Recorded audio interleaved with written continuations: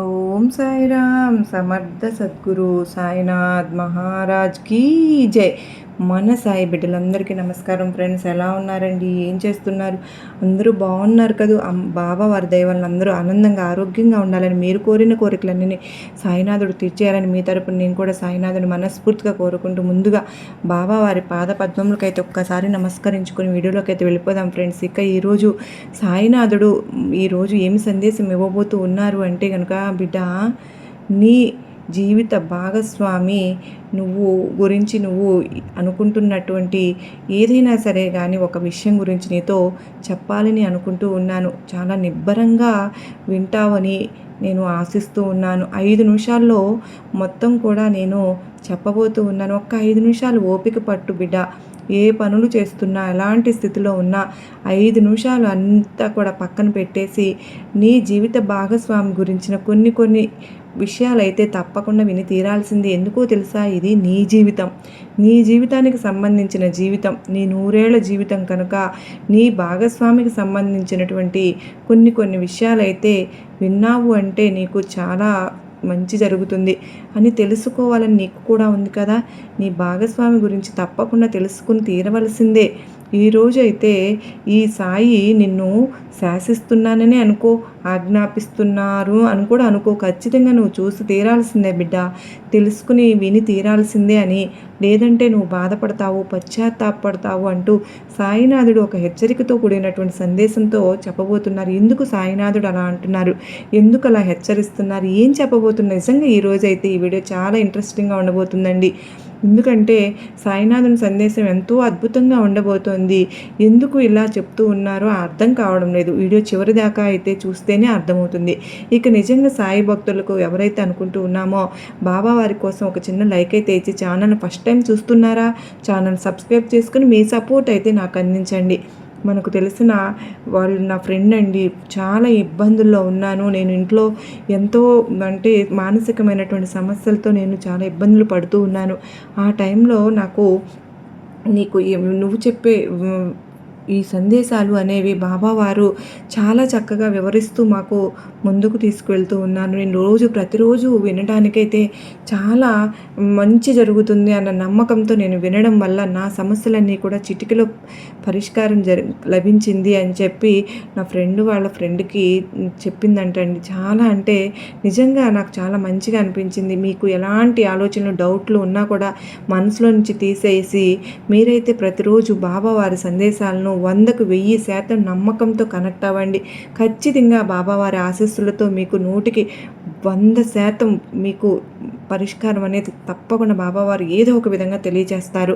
నమ్మకంతో కనెక్ట్ అవ్వండి. అది ఎటువంటి ప్రాబ్లం అయినా సరే మీకు ఆ సమస్య నుంచి పరిష్కారం అనేది మీకోసమే చెప్తున్నారా అన్నట్లుగా మీకు నెమ్మదిగా మీ జీవితంలో గొప్ప మార్పులు కలుగుతాయి. మీరు నాకు మీ హ్యాపీనెస్ని తప్పకుండా నాతో షేర్ చేసుకుంటూ ఉంటారు. నేను చాలామంది ఫోన్స్ చేసి చెప్తూ ఉన్నారు ఫ్రెండ్స్, నిజంగా మాకు ఎంతో పరిష్కారం తెలుస్తూ ఉంది, ప్రతి ఒక్క ప్రాబ్లం నుంచి మీకు సొల్యూషన్ మాకు కలుగుతుంది అని చెప్పి. నిజంగానండి, ఇక్కడ మీకే కాదండి, దేశ విదేశాల్లో ఉన్న వారికి కూడా, అంటే చాలామంది కువైట్ నుంచి వాళ్ళు అందరూ కూడా నాకు కాల్స్ చక్కగా చేసి చెప్తూ ఉన్నారు ఫ్రెండ్స్. నిజంగా వాళ్ళ ప్రాబ్లమ్స్ క్లియర్ చేసుకుని ఎంతోమంది హ్యాపీగా ఉన్న వాళ్ళ హ్యాపీనెస్ని నాతో షేర్ చేసుకుంటున్నారు. ఇలాంటి ప్రాబ్లమ్స్ ఉన్నా కూడా తప్పకుండా మీ హ్యాపీనెస్ని కానీ నాతో షేర్ చేసుకుంది. ఇక సాయినాథుని సందేశం విషయానికి వస్తే కనుక, బిడ్డ, ఒక్క 5 నిమిషాలు, 5 నిమిషాలమ్మా, కదలకుండా మెదలకుండా జాగ్రత్తగా విని తీరాల్సిన సమయం ఇది వచ్చేసింది. ఏమాత్రం నిర్లక్ష్యం వద్దు, ఏమాత్రం అశ్రద్ధ కూడా వద్దు. కాస్త అశ్రద్ధ చూపి నిర్లక్ష్యం చూపినా, నీ సాయి సందేశాన్ని పక్కకు నెట్టేసినా బాధపడిపోతావు, పశ్చాత్తాపడతావు, చిక్కుల్లో పడాల్సి వస్తుంది. ఎందుకో తెలుసా? ఇది నీకు కావాల్సిన సంబంధించిన కొన్ని విషయాలు, కొన్ని రహస్యాలని చెప్పుకోవాలి, నిగూఢమైనవి అని చెప్పుకోవాలి. ఈరోజు తప్పకుండా నువ్వు తెలుసుకుని తీరాల్సిందే బిడ్డ. నీ భర్తకు నువ్వు భార్య, నీ భార్యకు కానీ నువ్వు భర్తగా ఎందుకు పుట్టావు ఖచ్చితంగా తెలుసుకొని తీరాల్సిందే. ఇది కానీ విన్నావు అంటే నీకు గుండె అంటే ఒకలాంటి ఇలా ఉంటుందా, నా జీవిత భాగస్వామి గురించి ఇన్ని ఉంటాయా అని నువ్వే ఆశ్చర్యపోతావు. జాగ్రత్త, ప్రపంచంలో ప్రతిబంధం వెనుక ఒక రహస్యం అనేది దాగి ఉంటుంది బిడ్డ. ఎందుకు కొంతమంది వ్యక్తులను ప్రత్యేకంగా మనం ఇష్టపడతామో ఒక్కొక్కసారి నువ్వు అనుకుంటూ ఉంటావు, ఎందుకు కొంతమంది మనుషుల్ని నేను ప్రత్యేకంగా ఇష్టపడుతున్నాను, కొంతమంది వ్యక్తుల్ని ప్రత్యేకంగా వారి మీద అభిమానం అనేది ఉంటూ ఉంటుంది, ఎందుకు కొన్ని సంబంధాలు కావాలని మనసు పట్టుపడుతూ ఉంటుంది, అలాగే వదలదు, ఇది అంత యాదృచ్ఛికమా అని కూడా నీ మనసు నిన్ను ప్రశ్నిస్తూ ఉంటుంది. నీ జీవితంలో భార్యాభర్తలుగా కలవడం కూడా ఒక కారణంతోనే జరుగుతుంది బిడ్డ. అదే గత జన్మల కర్మ ఫలితం. ఎలా అంటే వింటే మాత్రం నువ్వు లిక్కి పడతావమ్మా తల్లి, జాగ్రత్తగా వింటావు కదూ. ఈ జన్మలో నువ్వు ఎవరిని ప్రేమిస్తావో, ఎవరిని కలుస్తావో, ఎవరు నీ జీవితంలో భాగం అవుతారో, వాళ్ళతో ఎలా బంధం ఏర్పడుతుందో అది గత జన్మల ప్రభావం. బంధం భార్యాభర్తల బంధం అనేది కూడా అంతే. అది ఆ ఆత్మల మధ్య ఏర్పడే బంధం తల్లి. పూర్వజన్మలలో తీరకుండా ఉన్న భావాలు అంటే ప్రేమ కానీ, బాధ కానీ, బాధ్యత అంటే రుణబంధం, ఇవే మళ్ళీ మనుషుల్ని ఒకటి చేస్తుంది, భార్యాభర్తలుగా కలుపుతుంది. ఉదాహరణకు, ఒక యువతి గత జన్మలో తన జీవితాన్ని పూర్తిగా తన భర్త కోసం అర్పించేసింది.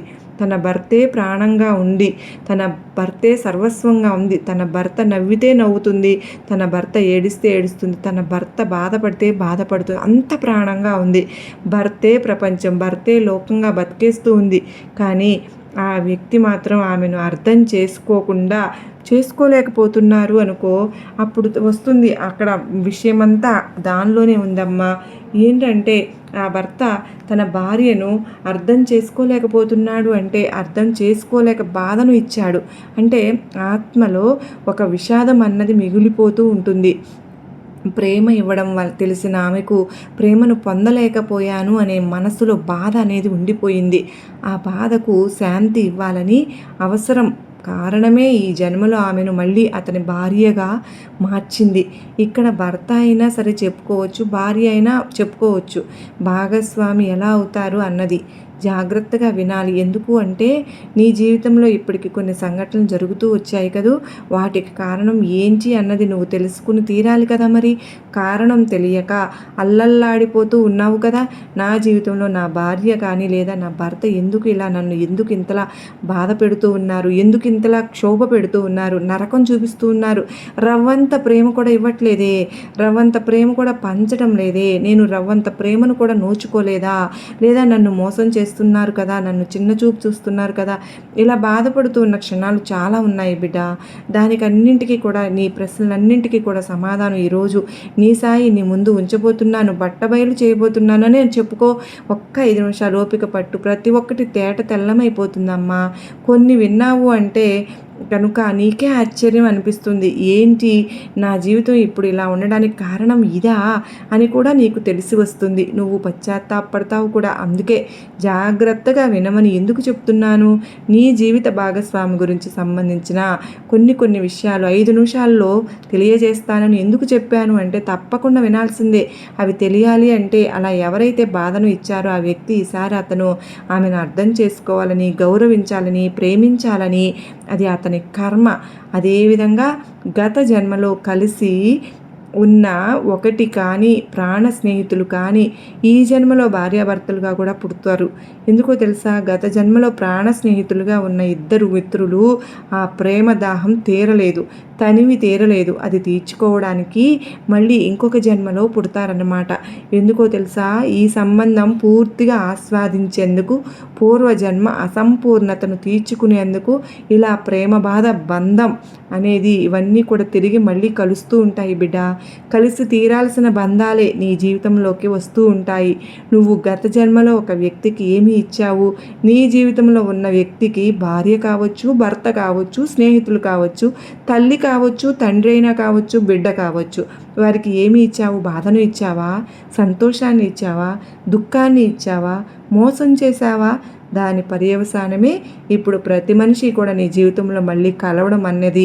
దాని పర్యవసానమే నువ్వు వాళ్ళకు ఏది ఇస్తే దాన్ని నువ్వు తిరిగి ఇవ్వాలని మళ్ళీ ఈ జన్మలో నీకు పరిచయం అవుతారు. అనవసరంగా ఎవ్వరు కూడా పరిచయం అవ్వరమ్మా. ఎందుకంటే కర్మ ఫలితాలను అనుభవించక తప్పదు కనుకనే. రామాయణంలో సీతారాములు వారి బంధం కూడా పూర్వజన్మ బంధమే బిడ్డ. భార్యాభర్తలుగా కలవడం అనేది దైవ నిర్ణయం. రెండు ఆత్మలు ఒకసారి ఎన్నోసార్లు పుట్టి మరణిస్తూ ఉంటాయి. ప్రతి పుట్టుకలోని ఏదో ఒక బంధం, బాధ్యత, ప్రేమ, ద్వేషం ఇలా ఒక్కటో లేక మరొక్కటో కొనసాగుతూనే ఉంటుంది.